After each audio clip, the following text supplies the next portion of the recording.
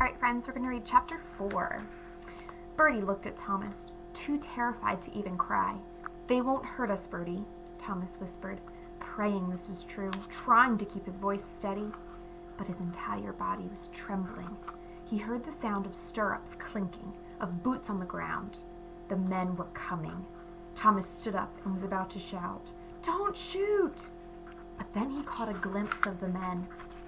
There were two, and they weren't facing Thomas and Bertie. Their rifles were aimed up into a tree, and they were wearing gray uniforms, the same as Mr. Knox's son had worn when they went off to war. Thomas quickly ducked back down. Something was strange. He turned to Bertie and put his finger on his lips. Then he peeped up again, trying to get a better look. There were no dogs anywhere. Was it possible? "We see you up there," one of the men called up into the tree. "Get down now, or we'll blow you to pieces." They were not slave catchers, they were soldiers.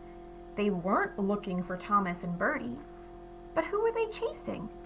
Thomas studied the men. One of them was very tall, with a straggly beard. The other was skinny, with a bushy brown mustache. There was a rustling in the tree. The men stood beside. A boot appeared, and then someone dropped onto the ground. A man. He looked to be about Clem's age. He wasn't tall, but he looked powerful. His face was smudged with dirt, and his tangled brown hair was matted with leaves. He was wearing a uniform too, a dark blue one. It was torn and soaked in sweat. His expression was fierce as he rose slowly to his feet. Thomas guessed that he was a Yankee, a soldier fighting for the North. Thomas didn't know much about the war, just that the North and South were fighting against each other. He had no idea why. Suddenly, Bertie started to whimper. Thomas ducked down, pulling her into him. Didn't she know how to stay quiet? And then he saw what Bertie was whimpering about. The biggest skunk he had ever seen was only a few feet from them, nosing around in the leaves. It didn't seem to notice Thomas and Bertie. Yet.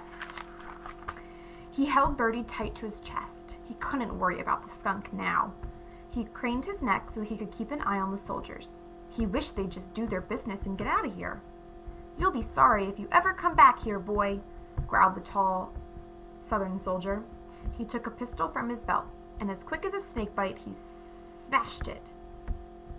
The blue soldier fell to his knees. "What are you doing?" the other gray soldier yelled. "Our orders were to bring back prisoners." "Shh!" the tall man bellowed, his voice so vicious that the other man backed off. Thomas's heart pounded. He hugged Bertie closer, putting his hands over his ears so he couldn't hear the man. The tall man stepped up and kicked the blue soldier, who doubled over, groaning in pain. Then a fallen man looked up, and somehow his desperate eyes found Thomas peering through the tangle of leaves. Thomas felt a strange jolt. That look. He had seen it before. It was the same look Kem had when the men took him away. The tall man placed the barrel of his pistol at the side of the soldier. "You're gone, Yankee," he said. And that's the end of chapter 4. I'll see you back for chapter 5 soon. Bye, guys.